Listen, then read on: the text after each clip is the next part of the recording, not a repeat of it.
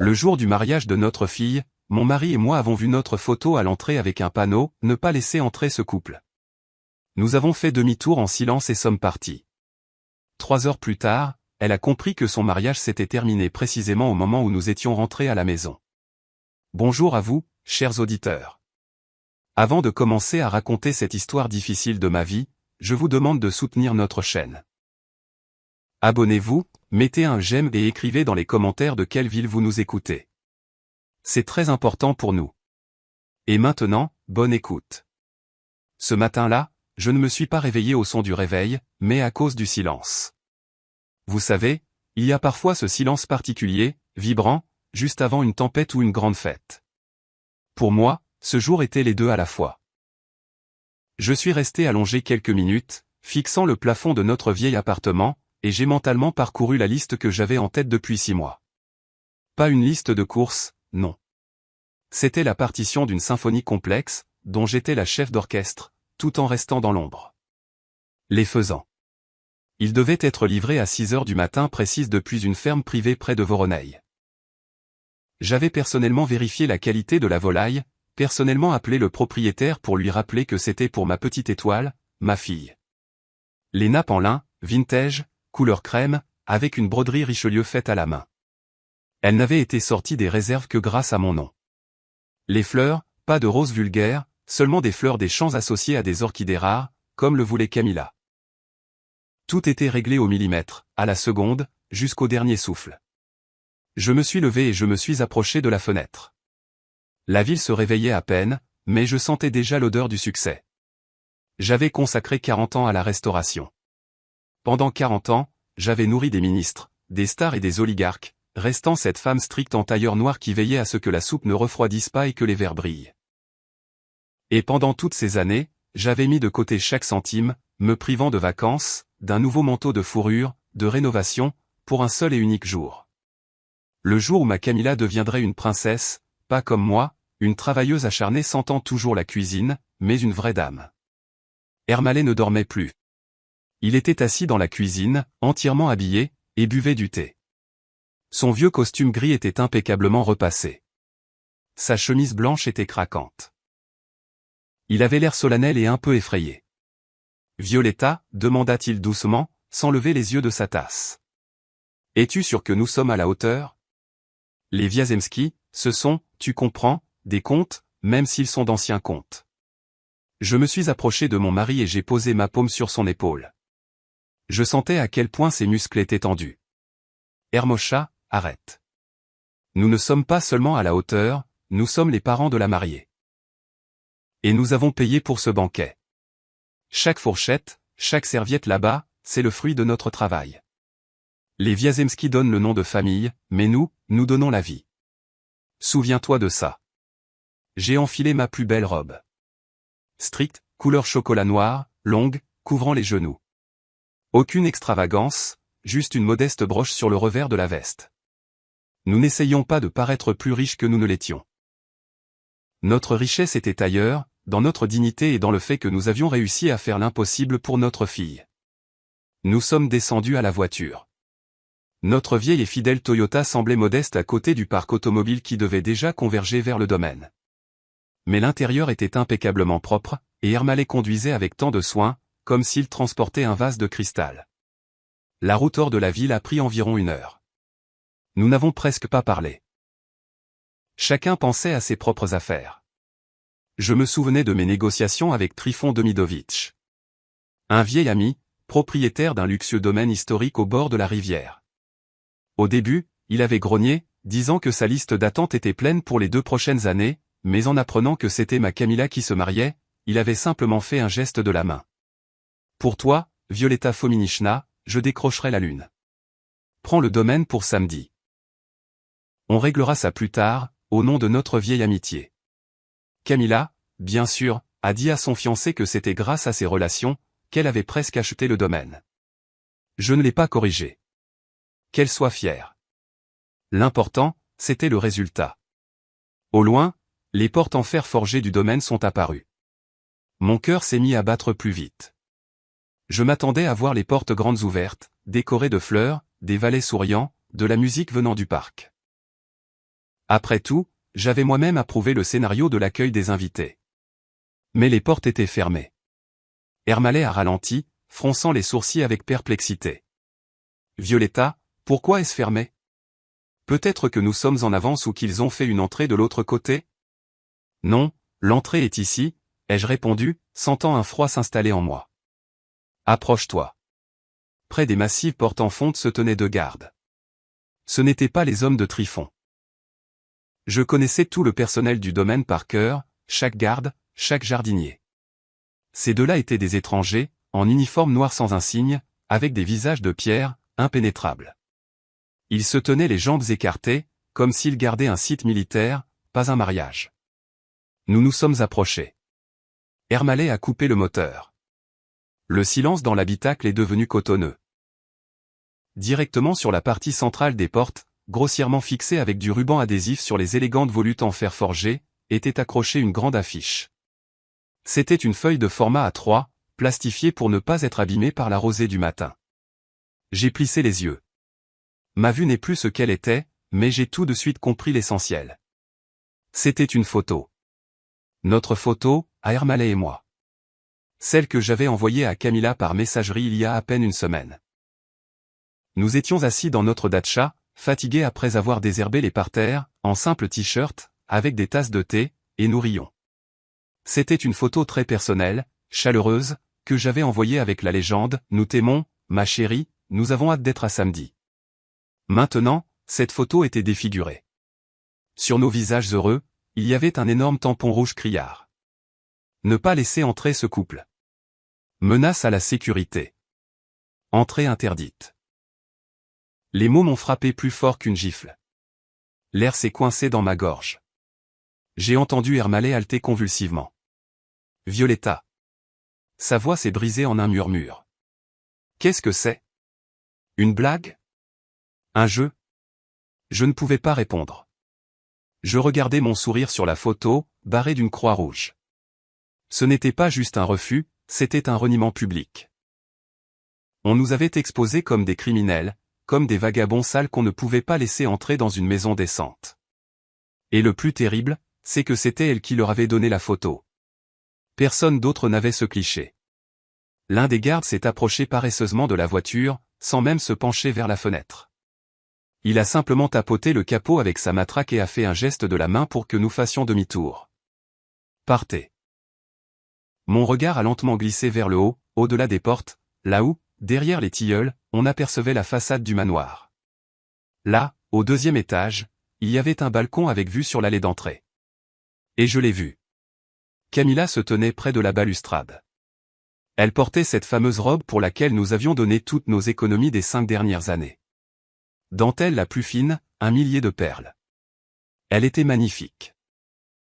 À côté d'elle se tenait une femme avec un grand chapeau, Albertina Gustavovna, la mère du marié.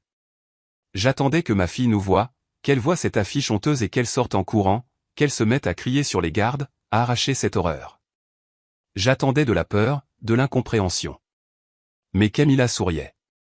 Elle regardait droit vers notre voiture. Elle nous voyait. Elle voyait l'affiche, et sur son visage, il n'y avait pas l'ombre d'une gêne. Au contraire, c'était un sourire de soulagement. Elle a dit quelque chose à sa belle-mère en nous montrant d'un geste élégant, et celle-ci a hoché la tête en signe d'approbation, couvrant sa bouche d'un mouchoir en dentelle pour cacher un petit rire.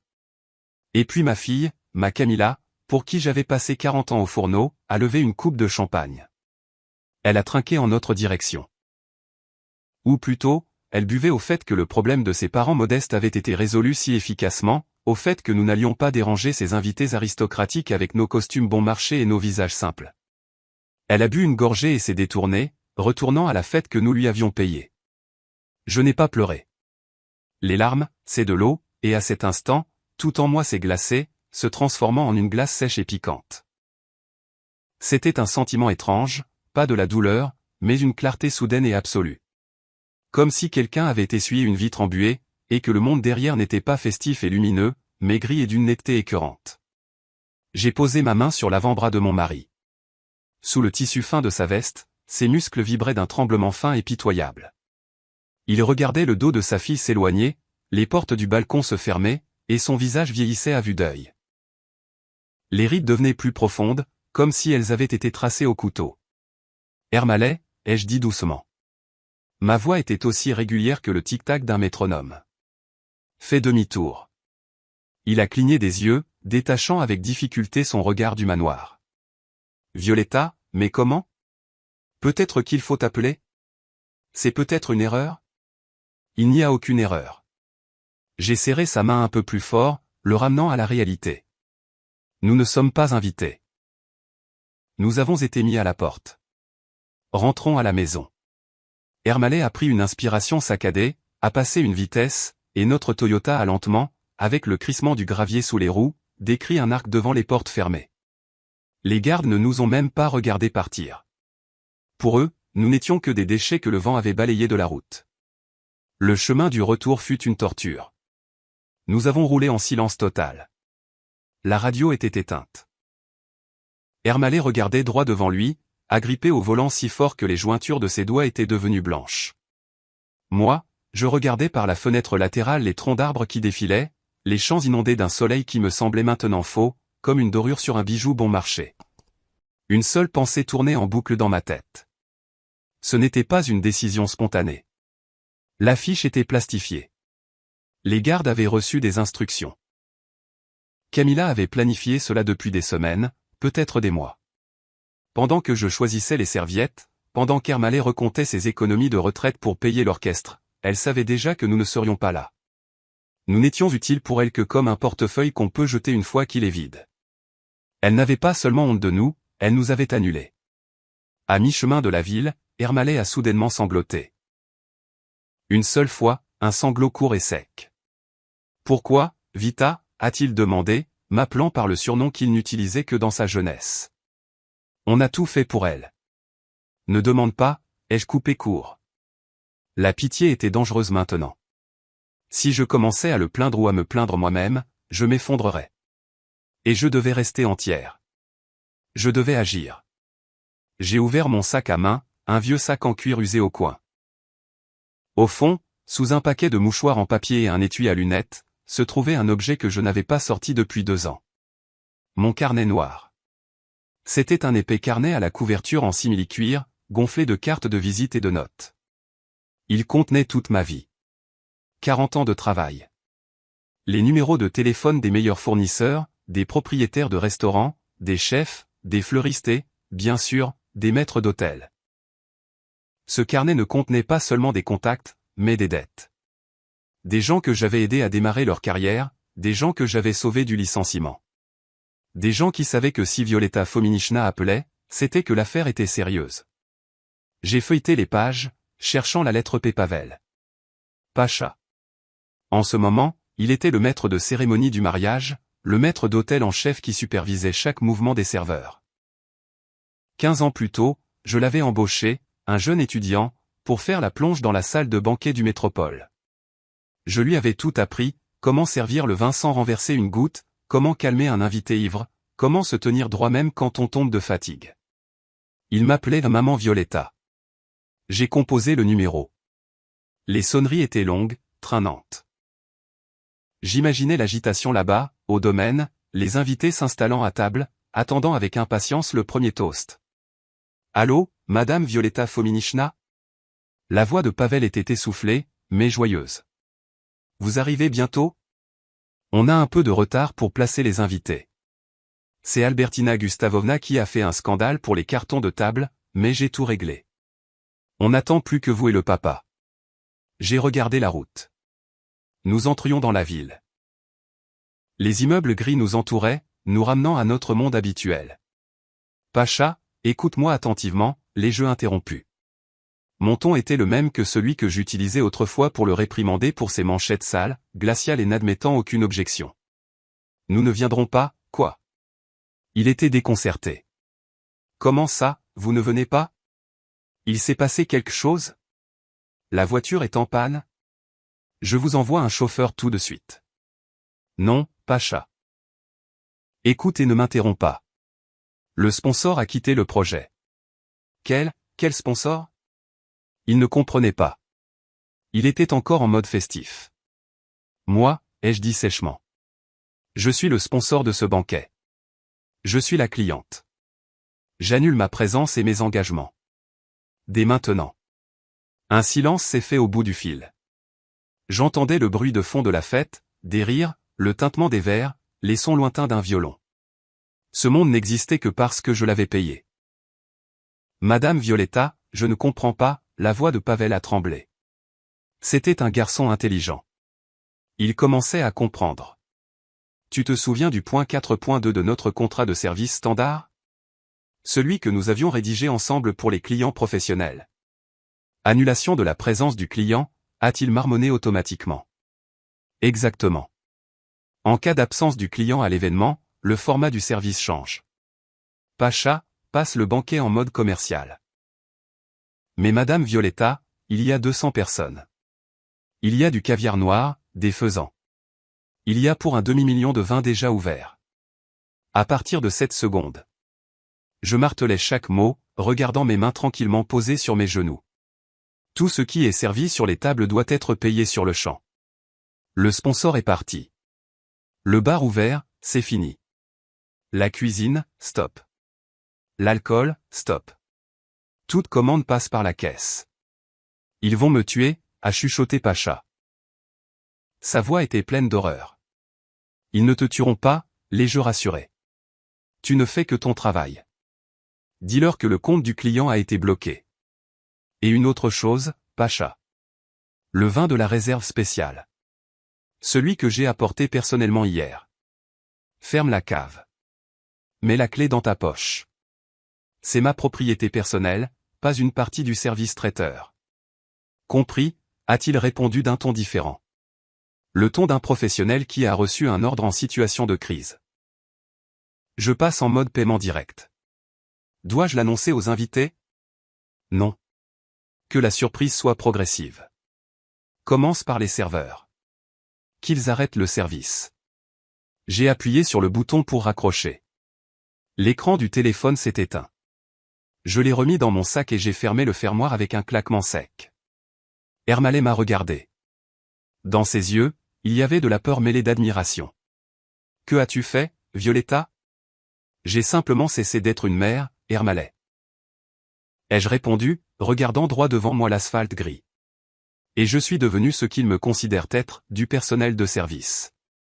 Et le personnel, comme on le sait, ne travaille que pour de l'argent. Le téléphone dans mon sac n'a pas sonné. Pas encore. Je savais qu'il faudrait encore une vingtaine de minutes avant que l'onde de choc de la pierre que j'avais jetée dans l'eau n'atteigne le rivage. Pendant ce temps, au domaine de Trifon Demidovitch, comme je l'avais prévu, une scène bien différente se déroulait. Je ne l'ai pas vu de mes propres yeux, mais 40 ans d'expérience me permettaient de reconstituer les événements à la seconde près. Je connaissais le rythme d'un banquet. Je savais comment une salle respirait. Les invités avaient déjà pris place à leur table, installés dans le jardin à l'ombre de tilleuls centenaires. Un chapiteau d'un blanc immaculé les protégeait du soleil. Une légère brise faisait onduler les bords des nappes. L'orchestre jouait quelque chose de léger, de discret, du Vivaldi ou du Mozart. Camilla était assise en bout de table, à côté de Julien. Elle rayonnait. Elle se sentait comme une reine qui venait de réussir un coup d'état. Les parents absents. La honte éliminée. Autour d'elle, que des siens. Des gens de la haute société, qu'elle aspirait tant à rejoindre. Albertina Gustavovna, ajustant son collier massif, devait déjà être en train de taper avec sa fourchette sur son verre, demandant l'attention pour le premier toast. Mais quelque chose n'allait pas. Les serveurs, mes garçons et mes filles, entraînés par moi jusqu'à l'automatisme. Normalement, à ce moment-là, ils auraient dû glisser silencieusement entre les tables, versant le vin pétillant et proposant des canapés au caviar. Mais maintenant, ils se déplaçaient différemment. Étrangement, de manière saccadée. Ils se sont figés. Pavel, après avoir reçu mon appel, n'a pas perdu de temps. Il a traversé la salle d'un pas rapide, donnant au passage de courtes instructions dans son oreillette. Les serveurs en chef hochaient la tête, leur visage devenant sérieux. Les sourires disparaissaient. Les plateaux d'amuse-gueule, qui étaient déjà levés, sont redescendus sur les tables de service. Je vous demande pardon. A dit poliment mais fermement un jeune serveur en retirant une bouteille de champagne coûteux juste sous le nez d'un oncle corpulent du marié qui tendait déjà la main. Pause technique. La musique s'est soudainement arrêtée.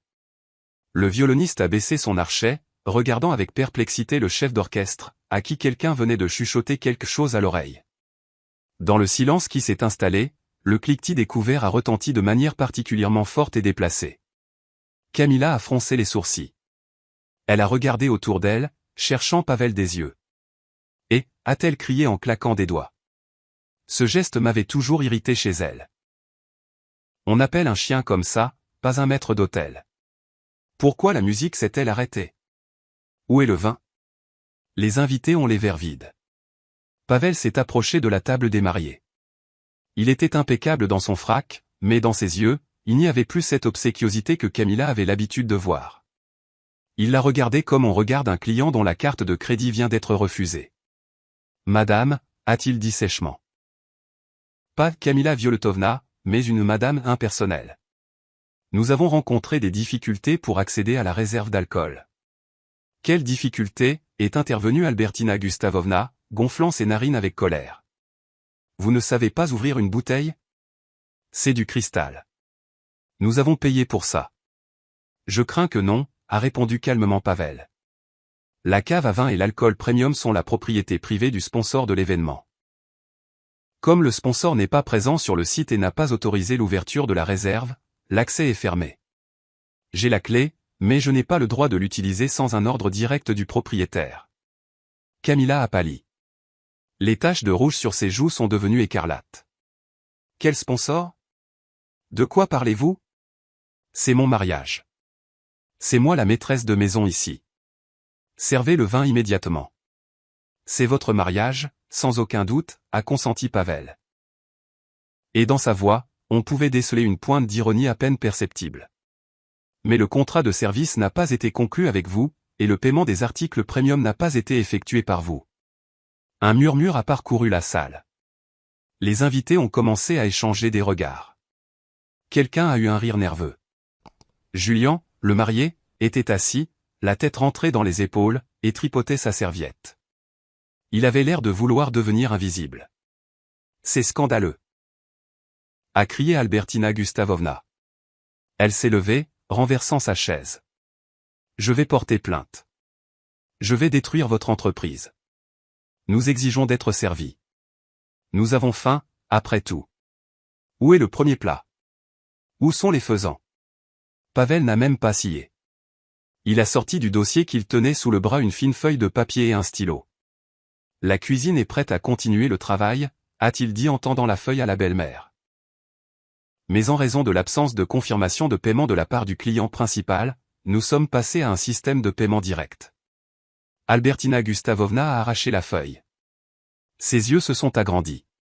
Qu'est-ce que c'est? C'est la facture pour la première heure de location du site et les frais de service pour l'apéritif, a expliqué Pavel à voix haute, pour que les tables les plus proches entendent. Comme le titulaire du compte a quitté l'événement, conformément à la clause de force majeure du contrat, le paiement incombe aux organisateurs présents, c'est-à-dire à vous. Le montant à payer est de 250 000 roubles.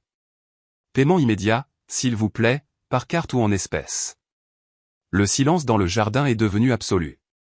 Même les oiseaux semblaient s'être tus. 250 000 pour une heure. Et ce n'était que le début. Camilla a bondi, le souffle court, comme un poisson hors de l'eau. Vous mentez, a-t-elle crié, sa voix devenant stridente. Maman a tout payé. Tout. Vous essayez juste de nous extorquer de l'argent. Je vais appeler. Je vais appeler la police. Appeler, a dit Pavel avec indifférence en haussant les épaules. Mais je vous recommanderais d'abord d'appeler votre mère, si elle daigne répondre, bien sûr. En attendant que la facture soit payée, le service est suspendu. Serveur, quittez la salle. À son signal, comme par magie, tout le personnel aux 30 personnes en gants blancs s'est simultanément retourné et s'est dirigé vers la sortie du chapiteau. Ils partaient en silence, avec dignité, laissant les invités seuls avec leurs assiettes vides et leurs bouteilles fermées. C'était un spectacle terrible pour la haute société. Se retrouver sans domestique, sans nourriture, seuls face à leur impuissance. J'ai imaginé le visage d'Albertina Gustavovna à ce moment-là, regardant la facture comme une condamnation à mort. Ses mains tremblaient. Elle a tourné son regard vers son fils, vers Julien, cherchant du soutien, mais il a juste baissé la tête un peu plus. Dans notre voiture, qui approchait déjà de la maison, Ermalay a soudainement rompu le silence. Ils vont commencer à appeler maintenant, Vita. Qu'est-ce qu'on va leur dire? J'ai regardé l'écran de mon téléphone. Le premier appel. Ma chérie. La photo de Camilla souriant en fond d'écran. Rien, ai-je répondu en faisant glisser mon doigt sur l'écran et en appuyant sur rejeter. Nous ne dirons rien. Aujourd'hui, nous sommes en congé. J'ai complètement éteint le téléphone. L'écran est devenu noir, reflétant mon visage calme et fatigué. Nous étions presque à la maison, mais je savais que la vraie tempête était encore à venir. Après tout, je n'avais tiré que sur un seul fil, et j'avais toute la pelote entre les mains. La clé a tourné dans la serrure avec un doux déclic, nous laissant rentrer dans le silence de notre appartement. Ici, dans le couloir, ça sentait les vieux livres et la menthe séchée, l'odeur de notre vraie vie, celle que Camilla avait si ardemment tenté d'effacer. Ermalay et moi sommes entrés sans nous déchausser, comme des invités dans notre propre maison. Il s'est affalé sur le pouf de l'entrée, voûté, et s'est couvert le visage de ses mains. Ses épaules ont recommencé à trembler, mais cette fois sans un bruit. Vita? Sa voix était étouffée par ses paumes. Est-ce qu'on n'est pas trop cruel? On aurait peut-être dû simplement partir et c'est tout, leur laisser la nourriture. Il y a des gens là-bas, des invités. J'ai enlevé ma veste et je l'ai soigneusement accrochée sur un cintre.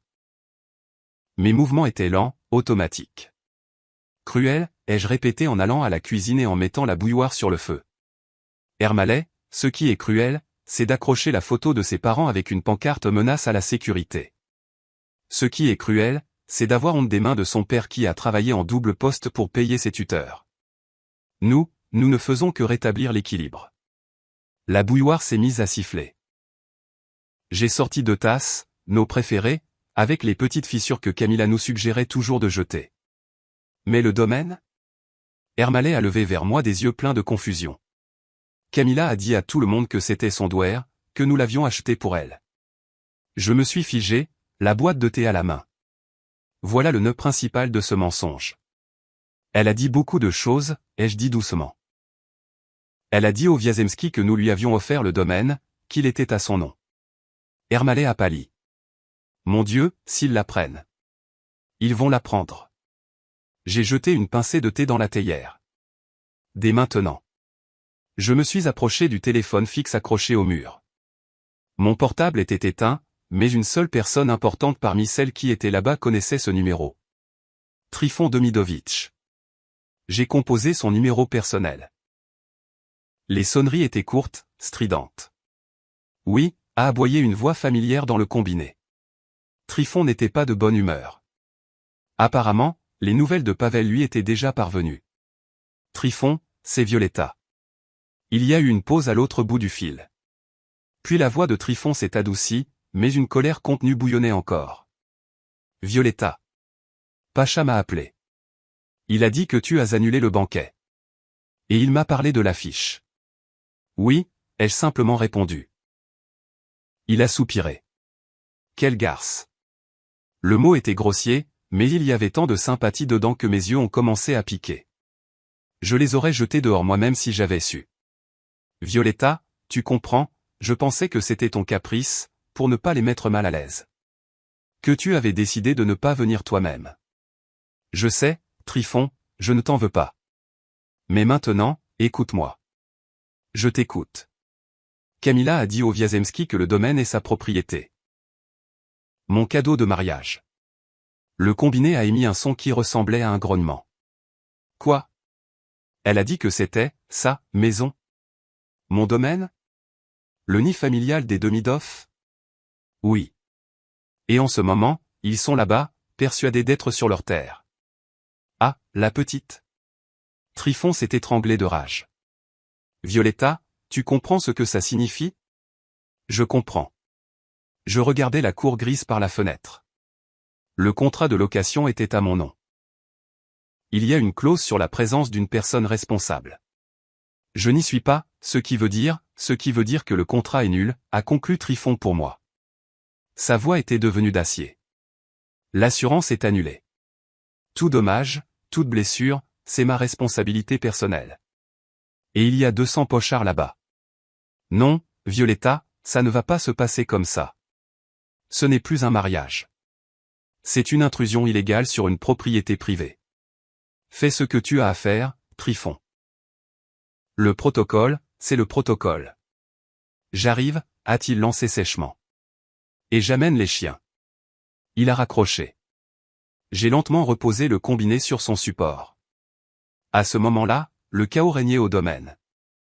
Les invités, laissés sans serveur, ont commencé à fouiller eux-mêmes les tables à la recherche de nourriture. Albertina Gustavovna, rouge de colère, criait sur un Julien terrifié, exigeant qu'il règle le problème avec cette racaille. Camilla pleurait, étalant son mascara, et essayait d'appeler n'importe qui, mais le réseau, comme par hasard, était mauvais. Les murs épais du vieux manoir bloquaient le signal. Soudain, la lumière s'est éteinte. Cela s'est produit instantanément. Les énormes lustres en cristal sous le chapiteau, les guirlandes enroulées autour des arbres, les puissants projecteurs éclairant la façade du manoir. Tout s'est éteint en même temps. La musique, qui jouait encore depuis l'enceinte portable de quelqu'un, s'est étouffée. L'obscurité est tombée. Seule la lune et les écrans ternes des téléphones éclairaient les visages tordus de peur des invités. « Qu'est-ce qui se passe » a crié une tante avec un chapeau à plumes. « On est dans une grotte ou quoi ?» Et puis les fontaines se sont tues. Le bruit de l'eau, qui créait un fond agréable, a disparu, remplacé par un silence sinistre dans lequel on n'entendait que la respiration lourde de 200 personnes. Et puis ils ont entendu les aboiements. Des aboiements profonds, gutturaux, retentissant de 2 énormes alabais. De l'obscurité du parc, fendant les ténèbres d'un puissant faisceau de lampes de poche, est sorti Tryphon Demidovitch. Il n'était pas en costume. Il portait une vieille veste de camouflage et de lourdes bottes. Il tenait en laisse 2 chiens, chacun de la taille d'un veau. La foule a reculé. Les femmes ont crié. Les hommes, qui se pavanaient encore une minute plus tôt, ont reculé, renversant des chaises. Tryphon s'est arrêté au centre de la zone, éclairant de son faisceau la table des mariés.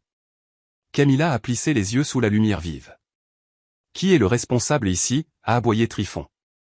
Sa voix, sans micro, a couvert le bruit de la foule. Julien a essayé de se lever, mais ses jambes ne le tenaient pas. Albertina Gustavovna, se cachant derrière son fils, a crié « Que vous permettez-vous ? C'est une propriété privée. Nous allons appeler la police. Retirez ces chiens. » Tryphon a souri. À la lumière de la lampe de poche, son sourire était effrayant. « Propriété privée » a-t-il répété avec ironie. « C'est vrai. C'est ma propriété privée. Et vous, qui êtes-vous ici ? C'est la maison de ma belle-fille. » a déclaré Albertina en pointant du doigt Camilla. Elle est la propriétaire. Tryphon a dirigé le faisceau de lumière sur Camilla. Elle était assise, recroquevillée sur elle-même, et tremblait. « Vraiment » a-t-il demandé doucement, comme un boa constrictor à un lapin. « Camilla, ma chérie, dis-leur. Dis-leur à qui appartient cette maison. » Camilla se taisait. Elle ne pouvait pas prononcer un mot. « Parle » a hurlé Tryphon, et les chiens l'ont soutenu d'un grognement. « C'est une location » a-t-elle chuchoté à peine audiblement. Plus fort, a exigé Tryphon. « C'est une location » a-t-elle crié, sa voix se brisant en une crise d'hystérie. « Nous ne faisons que la louer. Ce n'est pas ma maison. » La foule a poussé un cri de surprise. Albertina Gustavovna est restée figée, la bouche ouverte. Elle s'est lentement tournée vers sa belle-fille. « Quoi » a-t-elle sifflé.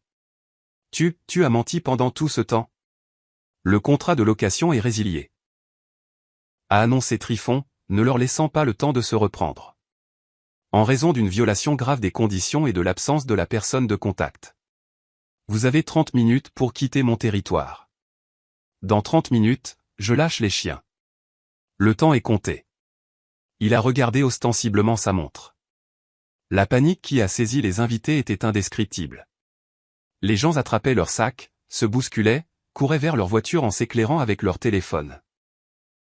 Les aristocrates avaient oublié leur manière. Ils s'écrasaient les uns les autres dans le passage étroit, juraient, maudissaient le mariage, le marié et la mariée. Dans ce chaos, Julien a attrapé le bras de Camilla. Pas tendrement comme un amoureux, mais avec une force qui laissait des bleus. tu as menti, lui a-t-il hurlé au visage, postillonnant. Tu as dit que la maison était à toi, que tes parents avaient des millions. Je voulais bien faire, sanglotait Camilla. Je pensais que maman paierait. Elle paie toujours. Imbécile. Julien l'a poussée si violemment qu'elle est tombée dans l'herbe, salissant sa précieuse robe. Nous n'avons rien pour payer, tu comprends? Nous n'avons pas d'argent, pas un sou. Nous sommes en faillite. Camilla a levé vers lui des yeux pleins de larmes. Comment ça, en faillite? Mais ta mère Albertina parlait d'un domaine en France, d'action. Julien a eu un rire hystérique, regardant les invités qui fuyaient. Le domaine a été vendu il y a 5 ans. Les actions, c'est du papier sans valeur.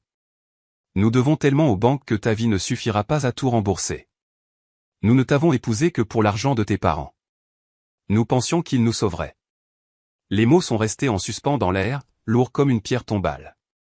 Camilla était assise par terre, dans la boue, dans le noir, sous les aboiements des chiens, et regardait l'homme qu'elle appelait son mari il y a une demi-heure.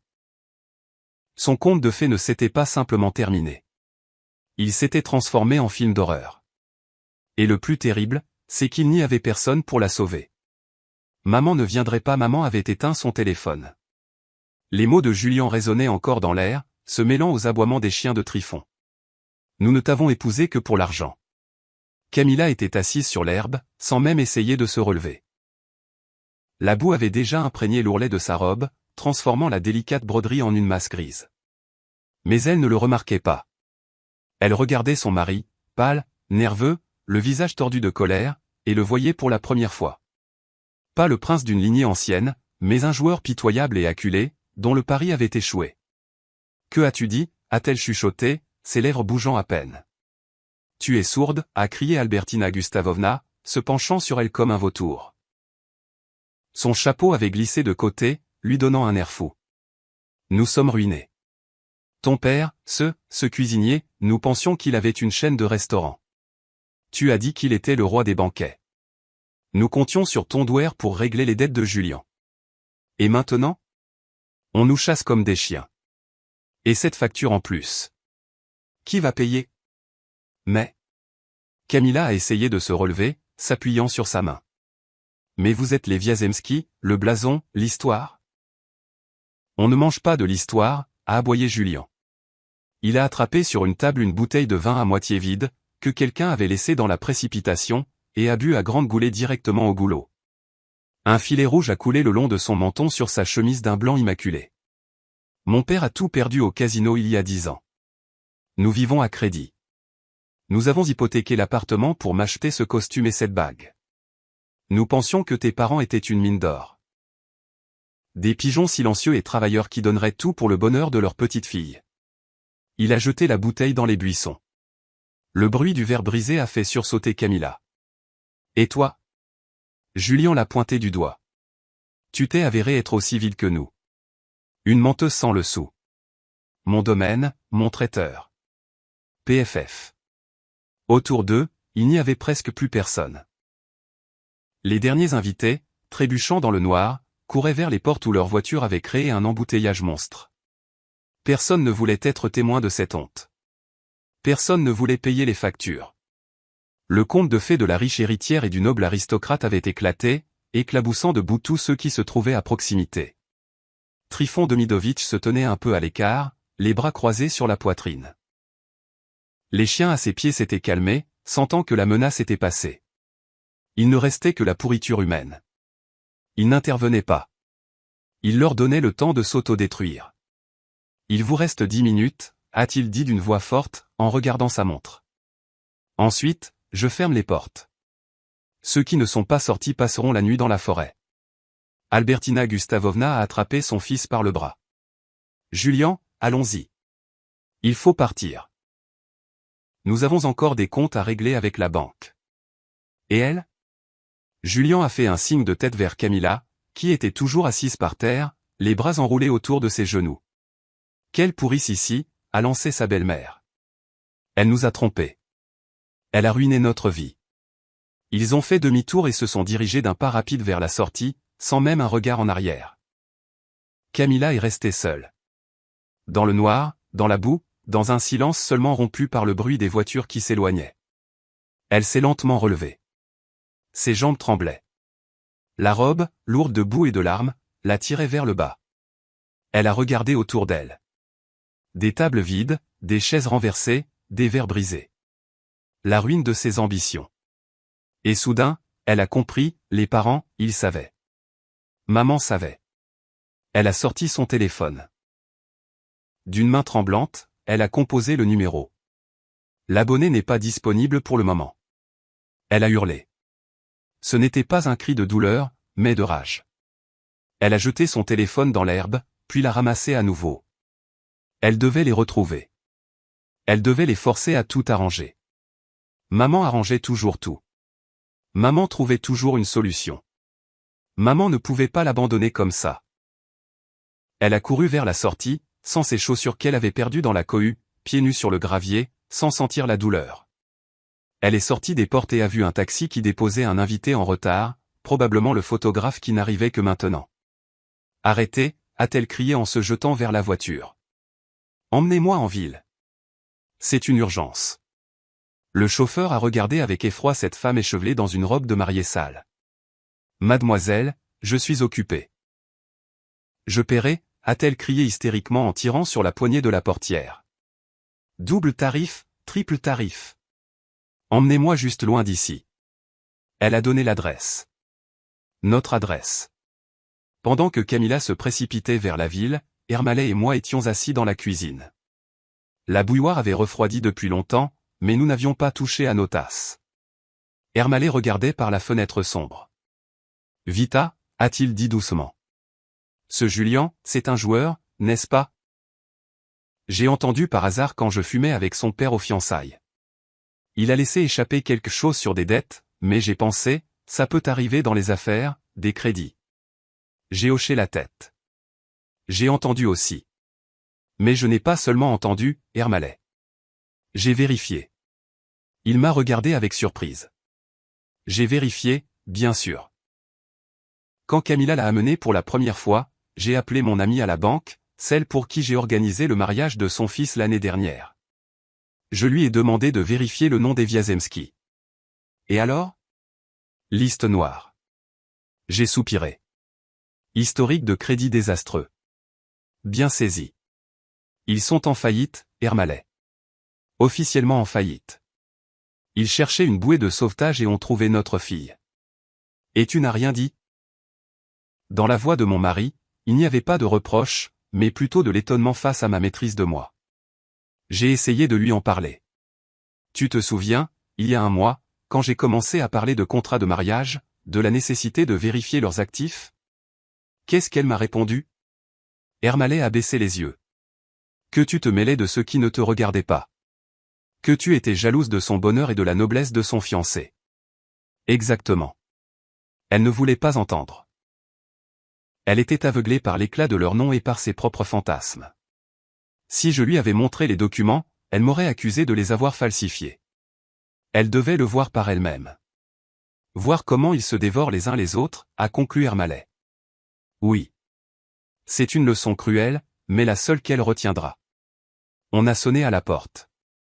La sonnerie était stridente, insistante, longue. Quelqu'un avait appuyé sur le bouton et ne le lâchait pas. Nous nous sommes regardés. Ça commence, ai-je dit en me levant de ma chaise. J'ai ajusté ma robe d'intérieur, j'ai passé une main dans mes cheveux. J'étais prête. J'ouvre. Ermalais s'est levé aussi, mais je l'ai arrêté d'un geste. Non, reste assis. C'est ma conversation. Je me suis approché de la porte. À travers le judas, je pouvais voir le visage déformé de Camilla. Elle était seule. Julien et sa mère étaient probablement restés en arrière ou étaient allés panser leur plaie ailleurs, mais je savais qu'ils viendraient aussi. La cupidité les amènerait ici. Je n'ai pas ouvert tout de suite. J'ai mis la chaîne de sécurité, puis j'ai tourné la serrure. La porte s'est entr'ouverte de 5 centimètres. Maman. Camilla s'est jetée contre la fente avec son épaule, essayant d'élargir l'ouverture, mais la chaîne s'est tendue avec un cliquetis d'acier. Maman, ouvre, laisse-moi entrer. Elle était dans un état terrible. Le mascara coulait sur ses joues en ruisseaux noirs, ses cheveux étaient emmêlés, sa robe était déchirée. Mais dans ses yeux, il n'y avait aucun remords. Il y avait de la peur et de l'exigence. « Maman, tu sais ce qui s'est passé là-bas » a-t-elle crié en voyant mon visage calme dans l'entrebâillement. Trifon a lâché les chiens. Les invités se sont enfuis.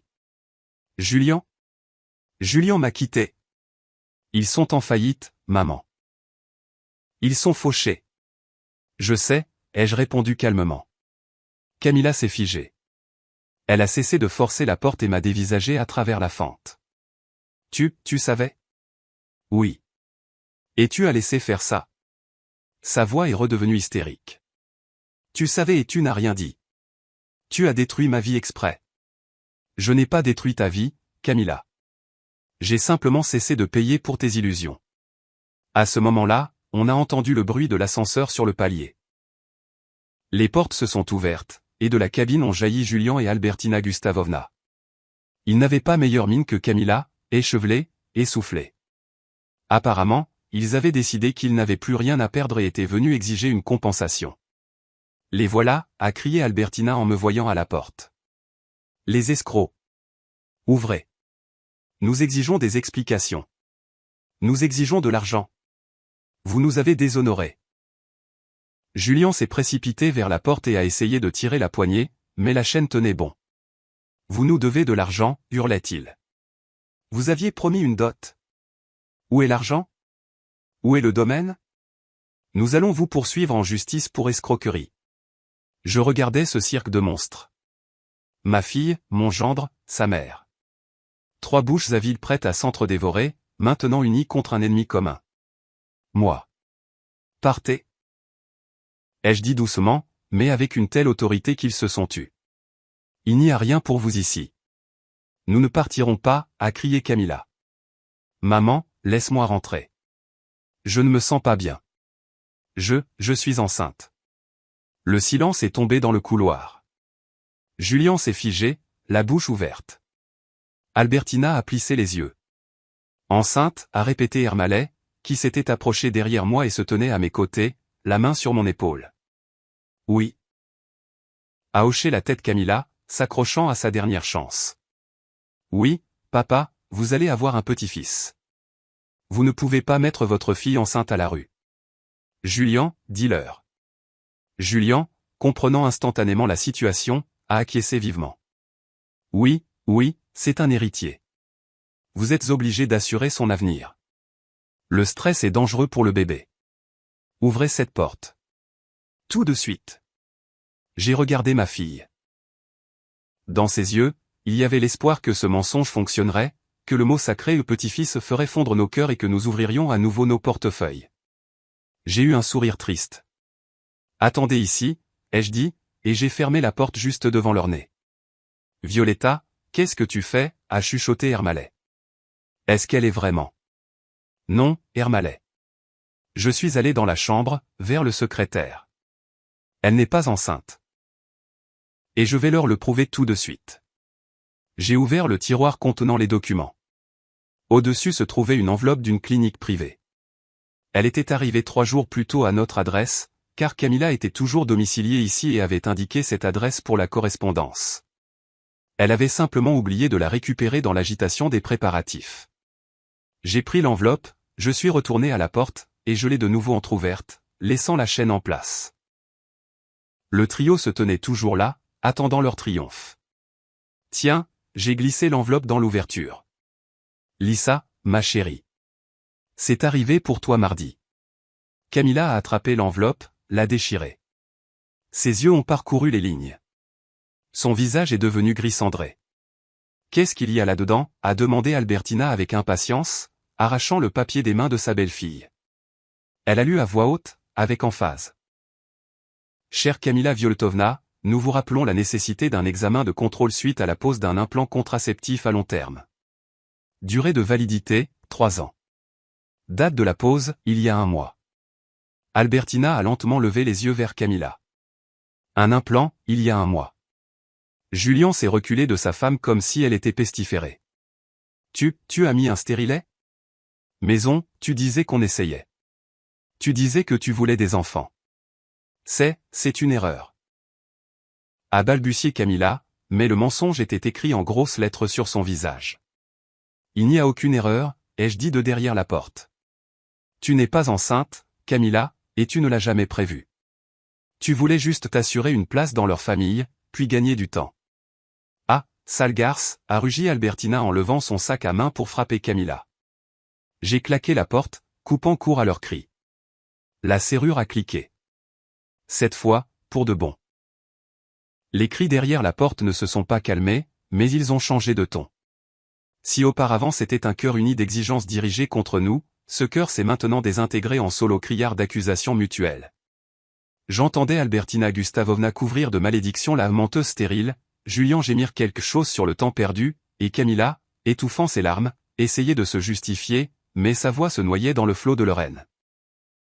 Je me suis adossé contre la porte métallique fraîche et j'ai fermé les yeux. Ermalet se tenait à côté, pâle, serrant les poings. Un implant, a-t-il chuchoté en secouant la tête. Elle nous a même menti sur les petits-enfants. Vita, tu te souviens comment elle choisissait des prénoms la semaine dernière? Si c'est un garçon, on l'appellera comme son grand-père. C'était une partie du spectacle, Ermalet, pour qu'on ne ferme pas le robinet d'argent avant le mariage. Soudain, quelqu'un a frappé la porte avec quelque chose de lourd, probablement un pied. Ouvrez, a hurlé Julien. Sa voix est montée dans les aigus. Nous n'avons pas fini. Vous croyez vous en être tiré avec un bout de papier? Vous nous devez une compensation pour le préjudice moral, pour la tromperie. Oui, a renchéri Albertina. Nous allons vous poursuivre en justice. Nous allons vous prendre tout, l'appartement, la datcha, tout ce que vous avez. Vous êtes des escrocs, vous nous avez refilé de la marchandise défectueuse. J'ai ouvert les yeux. Il n'y avait aucune peur en moi. Seulement de la lassitude et le désir de mettre un point final. Ils ne partiront pas tant qu'ils ne seront pas convaincus qu'il n'y a rien à prendre ici. Ils sont comme des chacals, tant qu'ils voient un morceau de viande, ils continueront de ronger. Il fallait leur montrer que l'os était déjà nu. Recule-toi, Ermalet, ai-je dit en enlevant la chaîne. Quoi, tu vas les laisser entrer, s'est-il effrayé. Non, je vais sortir les voir. J'ai ouvert la porte en grand. Ils se sont figés. Julien avec le pied levé pour frapper, Albertina le visage tordu de colère, Camilla étalant du mascara sur ses joues. En me voyant, ils ont été surpris une seconde par ma calme assurance. Je me tenais sur le seuil de ma maison, dans une simple robe d'intérieur, mais je me sentais maîtresse de la situation. Vous voulez de l'argent? Ai-je demandé doucement. Nous voulons justice, a crié Albertina, essayant de se faufiler dans l'appartement, mais je lui ai barré le chemin de la main. Le geste était léger, mais autoritaire. Restez là, ai-je dit. Vous n'entrerez plus ici. Jamais. La conversation aura lieu ici. La justice? J'ai souri. Très bien, parlons de justice. Julien, tes dettes s'élèvent à 8 millions de roubles. J'ai vu le relevé. Ta mère a mis en gage les bijoux de famille en 1998. Vous êtes en faillite. Julien a pâli, ses yeux s'agitaient. D'où, c'est de la diffamation. Ce sont des faits.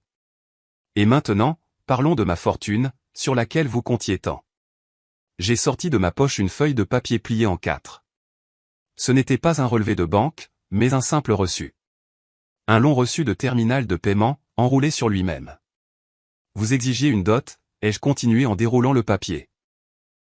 Camilla vous a dit qu'une grosse somme se trouvait sur son compte, un coussin de sécurité que nous avions économisé toute notre vie. Oui, a crié Camilla, levant un visage en larmes. Vous l'aviez promis. Vous aviez dit que vous vireriez l'argent le jour du mariage. Où est-il? Si vous le virez maintenant, Julien me pardonnera. Nous pourrons tout recommencer. Elle me regardait avec un espoir si pitoyable que j'en ai eu presque physiquement mal. Elle était prête à acheter l'amour de ce rien du tout avec notre argent. L'argent existait, ai-je acquiescé.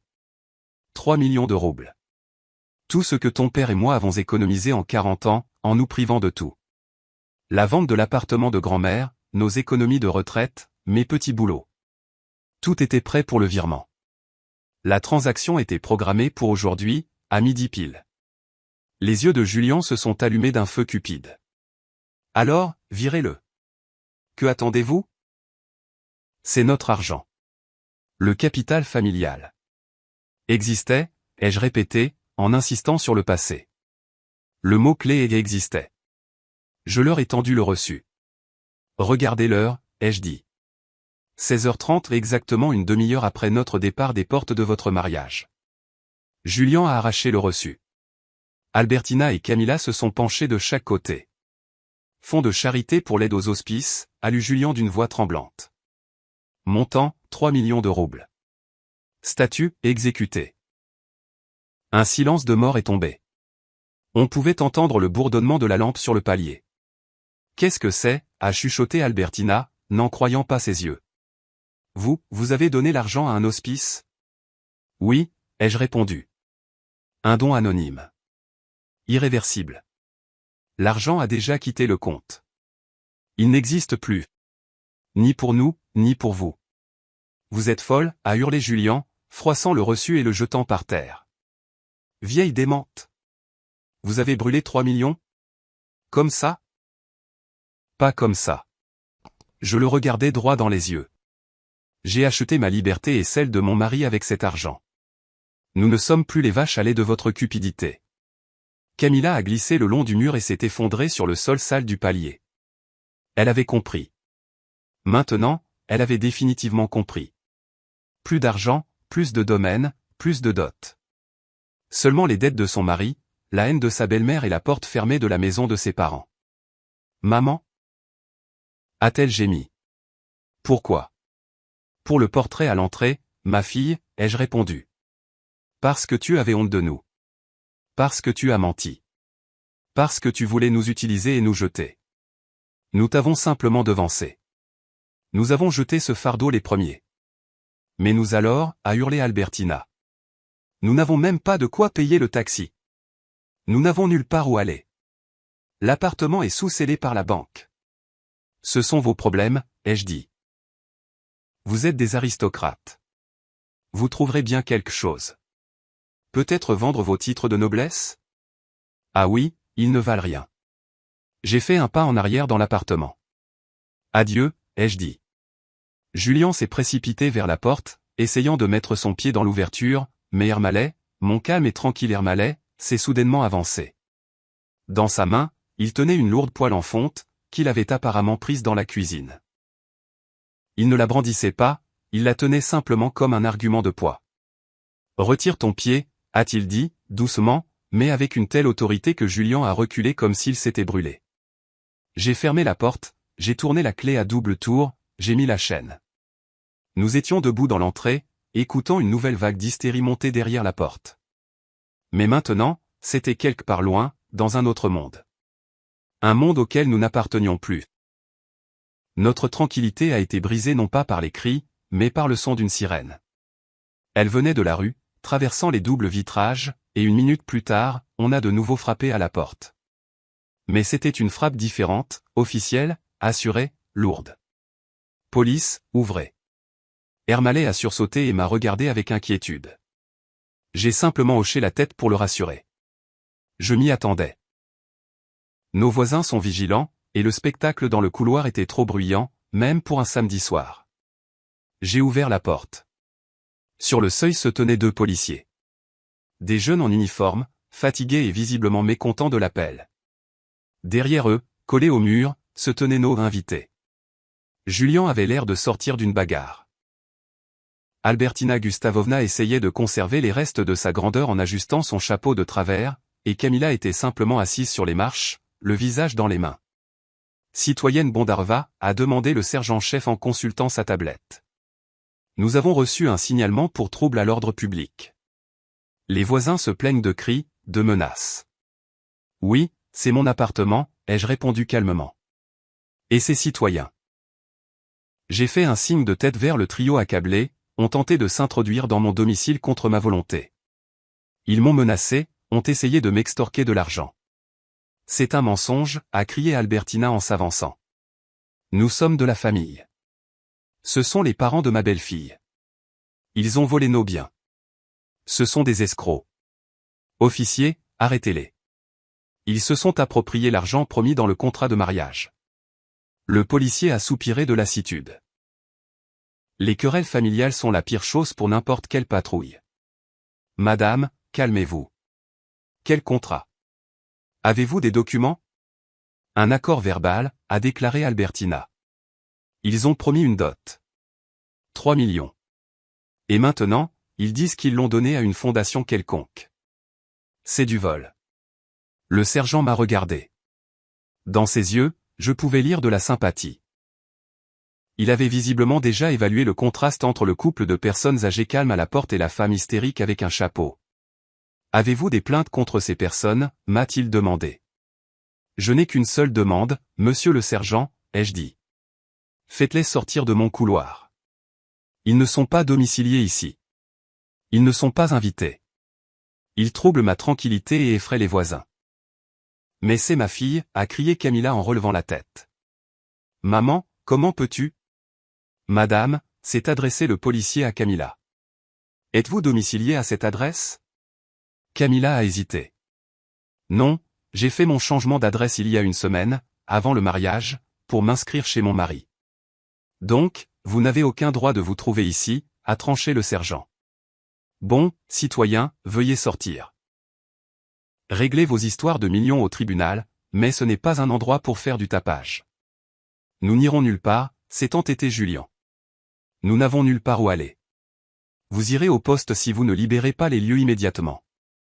La voix du policier s'est durcie. Il a posé la main sur sa matraque. Article 20.1 du Code administratif. Trouble à l'ordre public. On va vous embarquer. Albertina Gustavovna m'a fusillé d'un regard si venimeux qu'il semblait que l'air autour d'elle devenait vert. Vous le regretterez, a-t-elle sifflé. Vous mourrez seul, et personne ne vous donnera un verre d'eau. Mieux vaut mourir de soif que de boire des mains de ceux qui vous haïssent, ai-je répondu. Les policiers ont commencé à les escorter vers l'ascenseur. Julien essayait encore de crier quelque chose à propos d'avocat. Camilla pleurait à chaudes larmes, s'accrochant à la rampe, mais la force n'était pas de leur côté. Les portes de l'ascenseur se sont refermées, coupant leurs cris. Le silence est revenu dans le couloir. Le sergent est resté une seconde de plus. Désolé pour le dérangement, a-t-il dit en touchant la visière de sa casquette. S'ils reviennent, appelez immédiatement. On enverra une patrouille. Merci, mon garçon, ai-je souri. J'ai fermé la porte. Cette fois, je n'ai pas seulement fermé une porte à clé. J'ai fermé un chapitre de ma vie. Nous sommes retournés à la cuisine. Ermalais s'est assis à la table et a regardé l'horloge. Presque 17 heures, a-t-il dit pour ne rien dire. Et nous n'avons toujours pas déjeuné. Et nous ne déjeunerons pas, ai-je répondu en m'approchant du réfrigérateur. Nous avons des choses plus importantes à faire. Quelle chose, s'est-il étonné. Le tribunal? Les avocats? Non, Ermalais. Un voyage. J'ai sorti du congélateur une bouteille de vodka, celle qu'Ermalais gardait pour les mauvais jours. Mais aujourd'hui n'était pas un mauvais jour. C'était le jour de la libération. J'en ai versé dans 2 petits verres. Bois, ai-je ordonné. À notre nouvelle vie. Ermalais a bu, a grogné, a reniflé sa manche. Vita, de quoi tu parles? Quel voyage? On n'a plus d'argent. Tu as toi-même dit, le fonds, l'hospice. J'ai eu un sourire malicieux. Je suis allé au secrétaire, où se trouvait le dossier des documents du mariage. Celui que j'avais montré à Julien, mais pas en entier. Je ne leur ai pas menti, Ermalais. Les 3 millions sont bien allés à la fondation. C'était nos économies pour nos funérailles, notre coussin de sécurité qu'ils voulaient tant. Mais je ne leur ai pas parlé du reste. J'ai sorti une autre feuille du dossier. C'était un contrat de vente. Qu'est-ce que c'est? Ermalais a mis ses lunettes. Tu te souviens du garage? Celui que tu as hérité de ton père?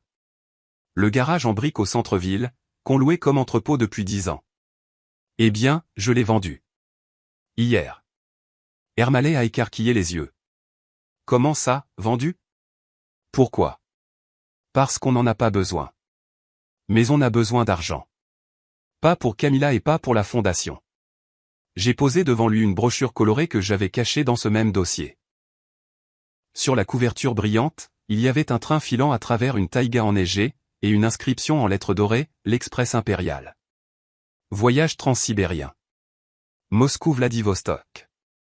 Classe de luxe. Vita. Ermolai a enlevé ses lunettes. Ses mains se sont mises à trembler. Mais c'est ton rêve. Tu en rêves depuis ta jeunesse. Notre rêve, Hermosha. Tu te souviens comment on regardait cette émission sur le lac Baïkal? Comment tu voulais voir l'océan? Mais c'est horriblement cher. Le garage. Il valait exactement le prix de 2 billets en compartiment de première classe avec pension complète et excursion, les jeux interrompus. Le départ est demain à 8 heures précises de la gare de Yaroslavl. Ermolai se taisait. Il regardait tantôt la brochure, tantôt moi, tantôt son verre vide. Une larme a roulé sur sa joue. Et Camilla, a-t-il demandé doucement.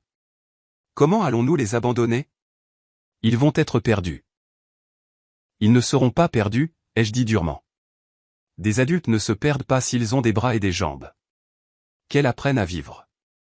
Que Julian aille travailler comme déménageur. Que Camilla devienne serveuse. J'ai commencé par faire la plonge, et ma couronne n'est pas tombée. Ça leur sera bénéfique. Et nous, Ermolai, nous avons fait notre part. Nous avons élevé une fille. Nous lui avons donné une éducation. Nous avons essayé de lui offrir un mariage. Elle a choisi sa voie. Et nous choisirons la nôtre. J'ai pris le téléphone qui était sur la table. L'écran clignotait avec une notification. Un message de Trifon. Le domaine est propre. Les ordures ont été enlevées. Ton vin est en sécurité. Il t'attend dans la cave pour de meilleurs jours. Tu es un roc, Violetta. Je te respecte. J'ai souri. Fais tes valises, Ermolai, ai-je dit, sentant une incroyable légèreté dans mon corps. Nous avons peu de temps. Le train n'attendra pas. Ermolai s'est lentement levé. Il a redressé les épaules. Pour la première fois de la journée, et peut-être depuis des années, il ne ressemblait pas à un vieil homme fatigué, mais à un homme qui avait un but. Et les cannes à pêche, a-t-il demandé soudain avec une ardeur de jeune garçon. On peut prendre les cannes à pêche? Il y a le Baïkal, là-bas. On peut, ai-je ri. On peut tout faire, Hermosha. Maintenant, tout nous est permis. La nuit est tombée sur la ville comme une couverture douce, mais dans notre appartement, la lumière était allumée dans toutes les pièces. Nous ne dormions pas, nous faisions nos valises. C'était un processus étrange, de faire tenir toute une vie dans 2 valises. D'habitude, les préparatifs de voyage sont une source d'agitation, de listes, de peur d'oublier quelque chose. Mais cette fois, nous bougions dans un rythme quasi méditatif. Nous ne prenions rien de superflu, seulement le nécessaire. Des vêtements chauds pour les vents de Sibérie, des chaussures confortables, des médicaments. L'âge se faisait sentir, après tout. Et quelques livres. J'ai pris un volume de Tchekhov, Ermolai un guide de pêche. J'ai ouvert le placard de l'entrée pour prendre un sac de voyage, et mon regard est tombé sur un cintre. Là était accrochée cette fameuse robe couleur chocolat noir que je portais ce matin. Elle me semblait maintenant étrangère, comme un costume de scène d'une pièce qui n'est plus à l'affiche depuis longtemps. J'ai passé la main sur le tissu. Aucune nostalgie, juste une légère surprise. Était-ce vraiment moi? Avais-je vraiment l'intention de me tenir au milieu d'une foule d'invités arrogants et de mendier des miettes d'attention de ma propre fille? Le téléphone a de nouveau sonné. Cette fois, ce n'était ni Trifon ni Camilla. Le numéro était inconnu. Allô? J'ai coincé le combiné avec mon épaule tout en pliant un pull. Madame Violetta? La voix était jeune, féminine, hésitante. C'est Léna, l'administratrice de l'hospice. Excusez-moi de vous appeler si tard. Nous venons de voir une entrée de 3 millions sur notre compte. C'est une erreur? Je me suis arrêté. Non, ma petite Léna, ai-je dit doucement. Ce n'est pas une erreur, c'est un cadeau. Mais... La jeune fille s'est mise à pleurer. Je l'entendais renifler. Vous n'imaginez pas. Le toit du 3e bâtiment fuyait. Nous ne savions pas comment payer les analgésiques pour le mois prochain. Vous nous avez sauvés. Pouvons-nous écrire sur vous? Mettre une plaque commémorative? Non, ai-je répondu fermement. Aucune plaque, aucun nom. Écrivez simplement de la part de parents qui aiment. Cela suffira. Merci, merci à vous. J'ai raccroché. J'ai senti une chaleur dans mon cœur. Pas cette fierté brûlante que je ressentais en préparant le mariage, mais une chaleur douce et constante, comme celle d'un poêle en hiver. Cet argent n'était pas allé dans du caviar noir pour des gens qui nous méprisaient, mais pour apaiser la douleur de quelqu'un. C'était la bonne décision. Ermalais est sorti de la chambre. Il avait déjà enfilé sa tenue de voyage, un pantalon en velours côtelé confortable et une chemise en flanelle. Il tenait ses cannes à pêche dans leur étui. « Prêt ?» ai-je demandé. « Prêt ?» a-t-il hoché la tête. « Vita, et la photo ?» »« Quelle photo ?»« Celle de l'entrée. » Je me suis figé. Je l'avais complètement oublié. En quittant le domaine, obéissant à une impulsion, j'avais demandé à Ermalais de s'arrêter, j'étais sorti et j'avais arraché cette maudite feuille des portes, je l'avais froissée et jetée sur la banquette arrière. Puis, une fois à la maison, je l'avais machinalement ramenée dans l'appartement avec mon sac. Où est-elle ? ai-je demandé. Dans la poubelle, a répondu Ermalais. Je l'ai mise quand tu parlais avec la police. Mais peut-être qu'il faut la garder en souvenir ? C'est une leçon, après tout. Je suis allé à la cuisine, j'ai ouvert la porte sous l'évier. Au-dessus des épluchures de pommes de terre reposait cette boule de papier glacé. Les lettres rouges ne pas laisser entrer ces couples étaient visibles à travers les plis. Je l'ai regardé une minute, me remémorant ce moment devant les portes. Le froid dans ma poitrine, le rire de Camilla sur le balcon. Non, ai-je dit en refermant la porte. On n'emporte pas les ordures dans notre nouvelle vie. Quelle pourrisse ici. C'est le passé, Ermalais. Et nous allons vers l'avenir. Nous avons quitté l'appartement à 5 heures du matin. La ville était vide et propre. Un taxi nous attendait déjà devant l'entrée. Le chauffeur, un ouzbek âgé aux yeux bienveillants, a chargé nos valises en silence. En partant, je ne me suis pas retourné pour regarder les fenêtres. Je savais qu'elles étaient sombres. Je savais que les clés de l'appartement étaient chez la concierge avec une note pour l'agent immobilier. À louer pour une longue durée, virer l'argent sur le compte. Nous ne reviendrons pas de sitôt. Peut-être jamais. La gare nous a accueillis avec une odeur de café et de mazout, une odeur de voyage. Notre train, immense, brillant, se tenait sur la première voie. La contrôleuse, dans un uniforme impeccable, nous a souri en vérifiant nos billets. Les bons d'Aref, bienvenue. Votre compartiment est prêt. Thé, café tout de suite. Du thé, a dit Ermalais. Avec du citron et dans un verre, s'il vous plaît. Un vrai. Nous sommes entrés dans le compartiment. Il était luxueux. Des canapés en velours, une moquette, une petite table avec une lampe à l'abat-jour vert. Dehors, l'aube commençait à poindre. Le train s'est mis en marche. Doucement, presque imperceptiblement. Le quai a défilé en arrière. Les kiosques, les gens se pressant vers les trains de banlieue, la masse grise de Moscou. J'ai sorti mon téléphone. Le dernier acte.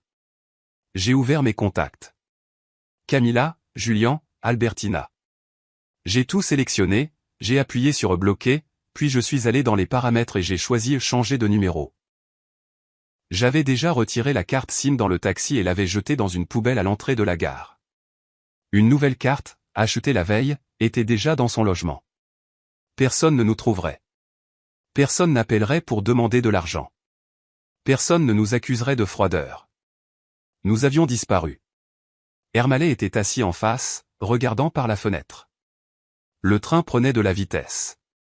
La ville s'estompait, laissant place aux forêts et aux champs. Vita ? A-t-il dit sans tourner la tête. On est libre, en fait. Oui, Hermosha. Tu sais ce que je regrette ? Il s'est tourné vers moi. Ses yeux étaient pleins de larmes, mais son visage était illuminé d'un sourire. Quoi ? De ne pas avoir vu cette affiche plus tôt. 10 ans plus tôt. J'ai éclaté de rire. Un rire léger, cristallin, comme dans ma jeunesse. Mieux vaut tard que jamais. Serre le thé, mon vieux. Le Baïkal nous attend. Le train filait vers l'est, nous emportant loin des mariages factices, des enfants ingrats et des dettes que nous n'avions pas contractées. Devant nous, des milliers de kilomètres de taïga, les grands fleuves, les collines et l'océan. Devant nous, il y avait la vie que nous méritions. Et cette fois, sur les portes de cette vie, il y avait une toute autre pancarte, bienvenue. Entrée réservée aux gens heureux. Voilà l'histoire, mes chers auditeurs. L'histoire qui montre que l'amour des parents est sans limite, mais que même lui a une frontière, le respect de soi. Et parfois, pour trouver le bonheur, il faut simplement fermer la porte du passé et monter dans un train qui va vers ses rêves. Merci d'avoir été avec moi et d'avoir écouté jusqu'au bout. Si cette histoire vous a touché, s'il vous plaît, soutenez la chaîne, abonnez-vous, mettez un j'aime et écrivez dans les commentaires comment vous auriez agi à la place de Violetta et Ermalay. Auriez-vous pu pardonner une telle fille? Votre opinion m'intéresse beaucoup. Et si vous voulez entendre une autre histoire de vie pleine de rebondissements inattendus, cliquez sur le bouton qui vient d'apparaître sur votre écran. À bientôt.